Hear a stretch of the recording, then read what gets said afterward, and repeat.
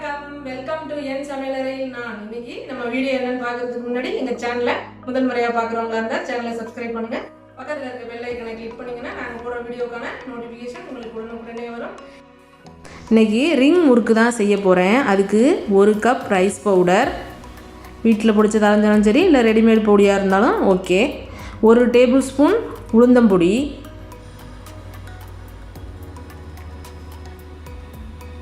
1/2 teaspoon salt,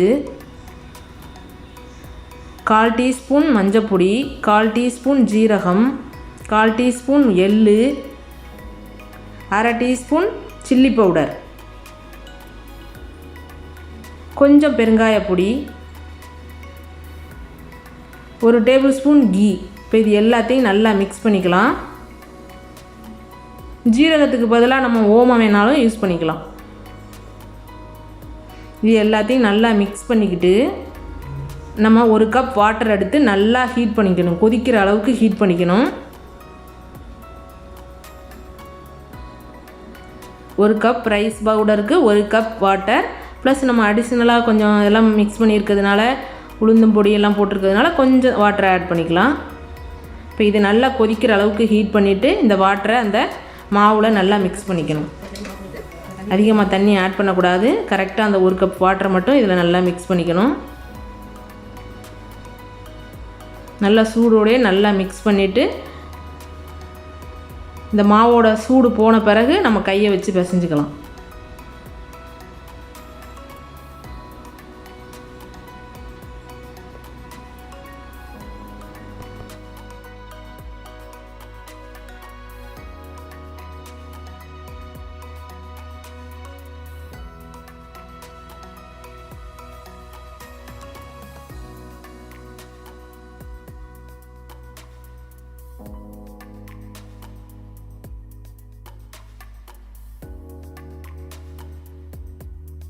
hot water போட்டு நல்லா mix பண்ணி வச்ச பிறகு ஹீட் போனதும் நல்லா கையால் அடித்து பிசைஞ்சுக்கணும்.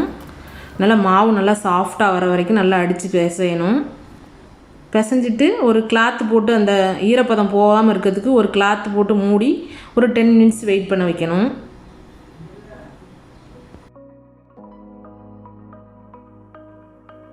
இப்போ ரிங் முறுக்கு உருட்ட ஆரம்பிச்சிடலாம். இப்போ நம்ம உருட்டுறதுக்கு தேவையான பிளேஸ் ரெடி பண்ணிவிட்டு இப்போ இந்த மாவை எடுத்து நம்ம கையால் திரட்ட ஆரம்பிச்சிடலாம். இங்கே பாருங்கள், இதே போல் தான் நம்ம திரட்டணும். ஒரே ஈவனாக இருக்கணும்.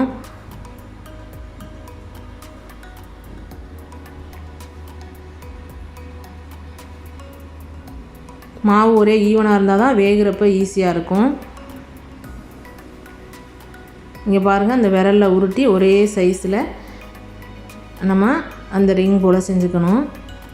இப்போ இது எல்லாத்தையும் செஞ்சு ரெடி பண்ணிக்கிட்டு நம்ம அப்புறம் பொரிக்க ஆரம்பிச்சிட வேண்டியதுதான்.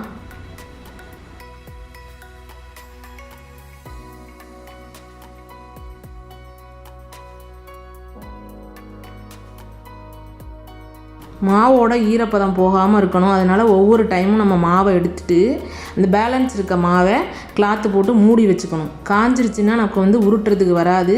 பிட்டு பிட்டாக தனித்தனியாக வெடிச்சிரும் மாவு. நம்மளால் ரிங் செய்ய முடியாது. அதனால் மாவை எப்போதும் ஈரப்பதம் போகாமல் இருக்கிறதுக்கு கிளாத்தை போட்டு மூடி வச்சுக்கணும்.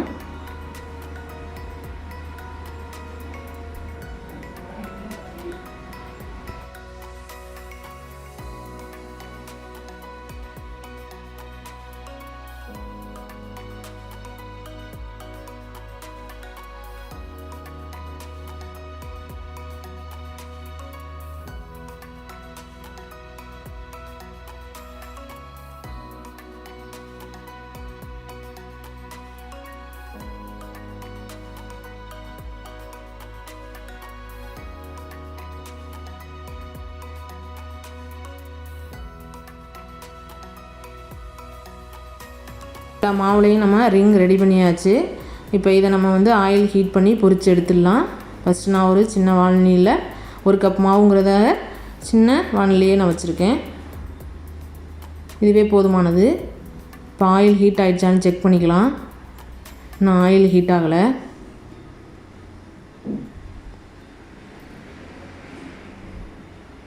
இப்போ ஆயில் நல்லா ஹீட் ஆகிடுச்சு. இப்போ நம்ம ஒவ்வொன்றா இதில் ஆயிலில் போட்டு பொரிச்சு எடுத்துடலாம். ஃபஸ்ட்டு நம்ம வந்து கொஞ்சம் ரிங் முறுக்கை போட்டு பொரிச்சு எடுத்துக்கலாம். ஆயில் நல்லா ஹீட் ஆனதும் கொஞ்சம் கொஞ்சமாக நம்ம அதிகமாக போட்டுக்கலாம்.